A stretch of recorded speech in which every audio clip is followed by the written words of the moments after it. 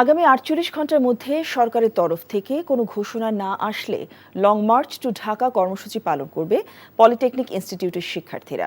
আগারগাঁওয়ে মহাসমাবেশ থেকে এমন ঘোষণা দেন তারা।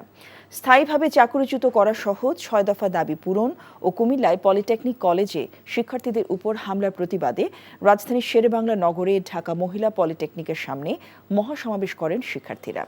মহাসমাবেশ ঘিরে সকাল থেকে বিভিন্ন পলিটেকনিকের শিক্ষার্থীরা এসে জড়ো হন। এ সময় তারা ৬ দফা দাবি পূরণে বিভিন্ন প্ল্যাকার্ড হাতে স্লোগান দেন। শিক্ষার্থীদের দাবি, দীর্ঘ ৮ মাস ধরে আন্দোলন করলেও সরকার আমলে নিচ্ছেন না। তাদেরকে সরকার রাস্তায় নামতে বাধ্য করেছে। তারা আর সময় দেওয়ার পক্ষে না। খুব শীঘ্রই তাদের দাবি পূরণ করা না হলে আরও কঠোর থেকে কঠোরতর কর্মসূচিতে যাবার হুঁশিয়ারি তাদের। বান্ডেল থাকলে প্রতি সেনমানিতে টাকা বাঁচবে। বিকাশ সেনমানি বান্ডেল কিনে জিতুন প্রতি লেনদেনে।